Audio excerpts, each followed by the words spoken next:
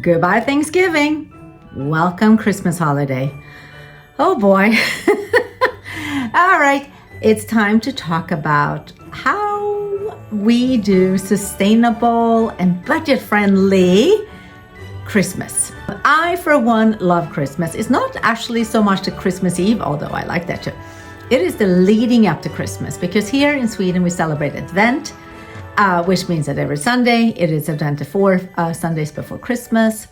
We have the Advent calendar starting on December 1st, and we don't buy an Advent calendar. We actually, kids painted their own in woods like years and years ago. I would say I must be like 12 years ago or 10 years ago. Anyway, and I fill it with goodies for them, so that way I can buy the goodies without any waste. I don't buy any ones that are wrapped in plastic, obviously, and I can fill it, and it's really, really fun. And that's like a very sustainable way to do an Advent calendar. We love the Advent calendar, and I think it's making it's not just a Scandinavian or Sweden thing anymore. I think it's worldwide, which is really fun. But you can but if you don't have the wood one, you can also just take cloth bags, 24 of them, and spring them up or put them so Bella has one actually that you hang up on the wall, and I can fill it with things.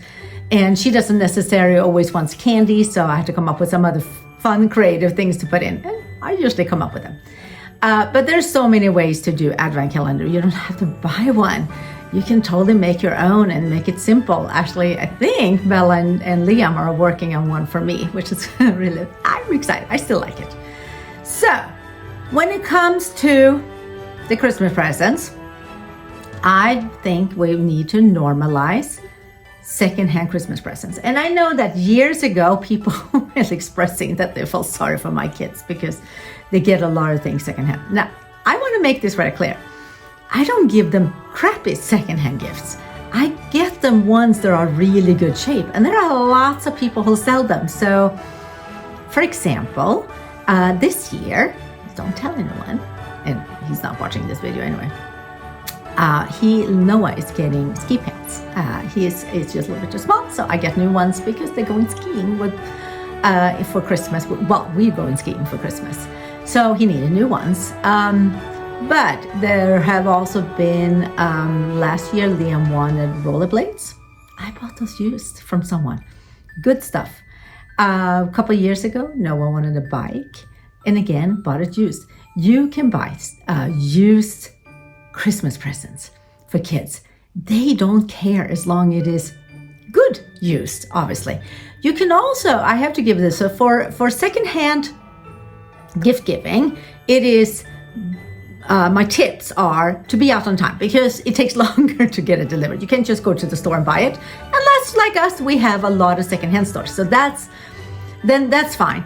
But in generally, if you're buying it online, I usually buy a lot of them for vintage, but only because I sell from there, and so they can take a week before you get the gift. So you want to be out on time. That's my point. Give yourself time to find and get it delivered. Or even it's not like if you're getting rollerblades, brand new ones, you know where to go. When you buy them secondhand, you might have to look around. Like I would say, local marketplaces are great places for that. And actually sold Liam's old bike. It's too small, and I sold it to someone who's going to give it as a Christmas gift to his daughter. So local marketplace is really, really good. Here in Sweden we have Blocket, which is like what I use, and they don't cost anything to put up an ad, so that's my best part. Okay, so other tips are obviously go for quality instead of quantity, and and then obviously check it out really, really well before you buy it.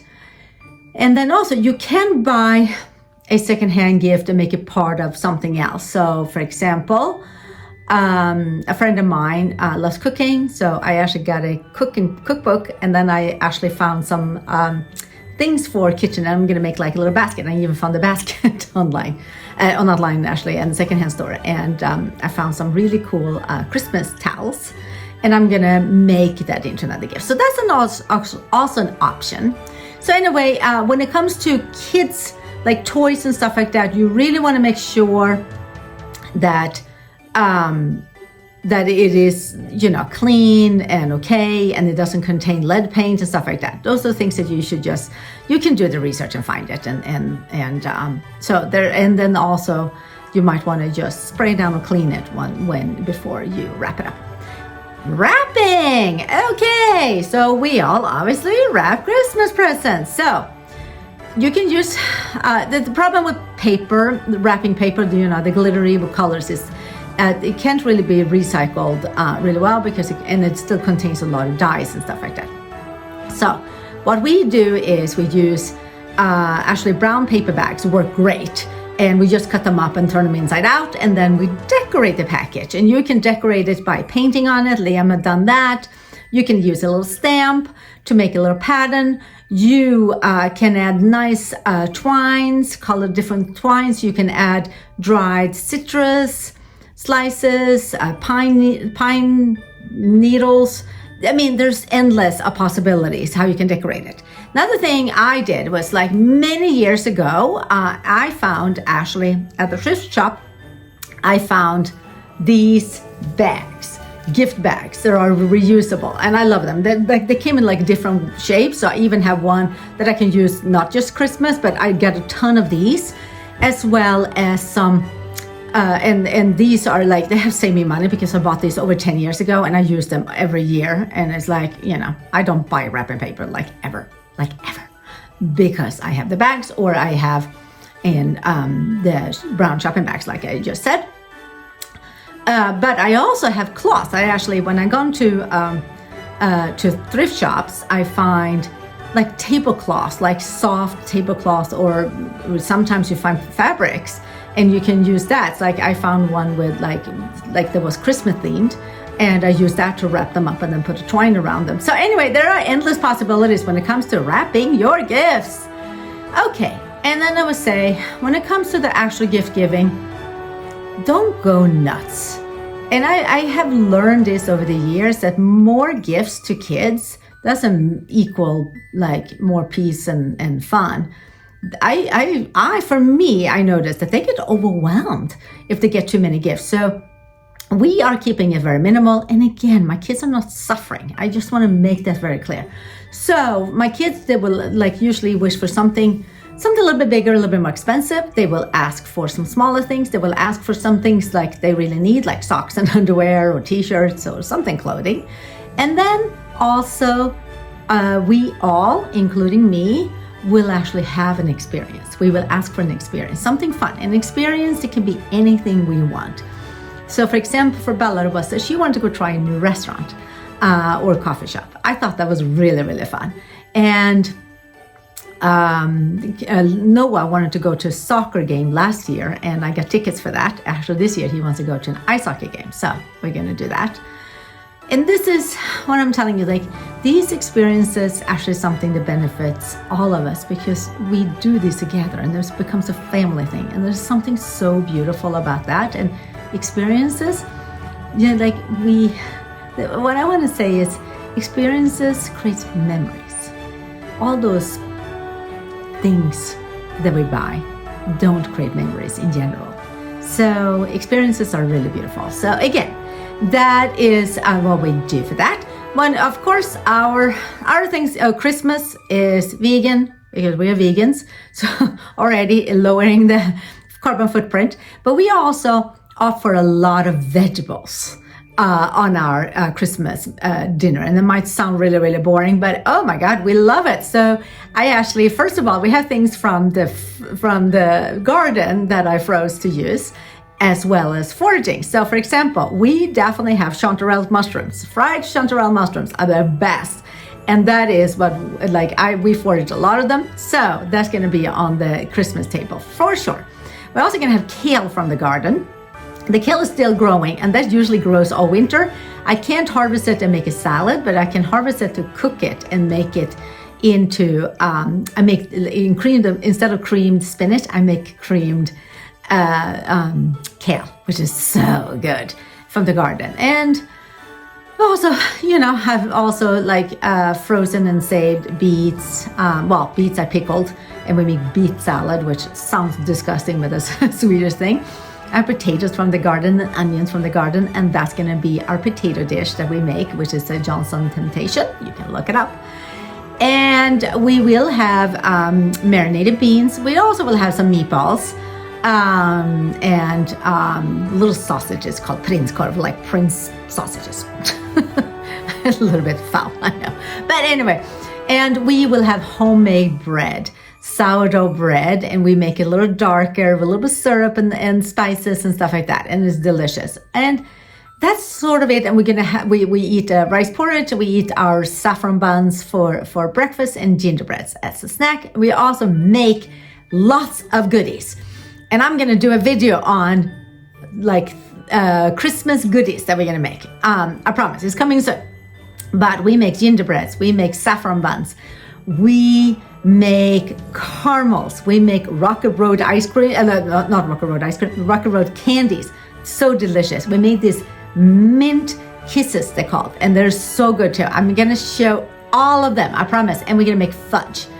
And we're gonna make a soft gingerbread cake without flour or sugar. I'm gonna share that. But anyway, and that is it. Those are my tips. So what are your tips? What are you doing? Because the thing is that I find that Christmas, the holidays, they're very personal and they're very different from family to family. And I love it. I would love to learn about everyone else. And even if you're eating meat, I want to know. Don't feel shy around me. Again, I want to know. But that is just a few things that we do for making our Christmas sustainable and fun. And for one, I'm looking forward to a break. I need it, and just some family time. We're going to celebrate Christmas here, and then the kids are actually going to go.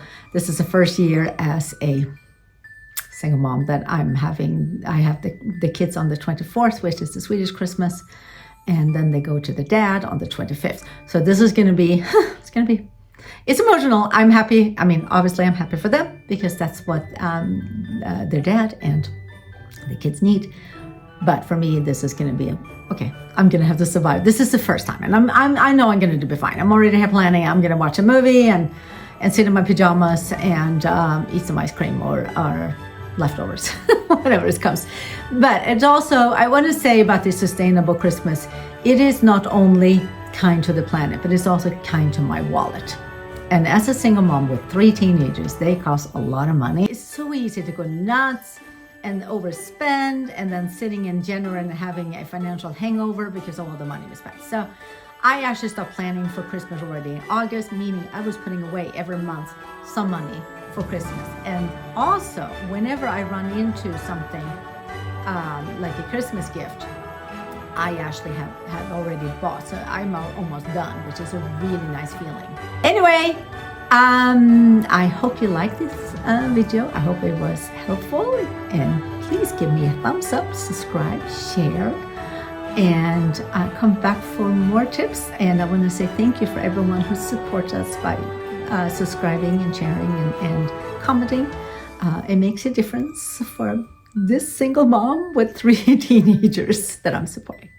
Anyway, have a good holiday, first of Advent, and I will come back soon with my video about homemade goodies. Bye!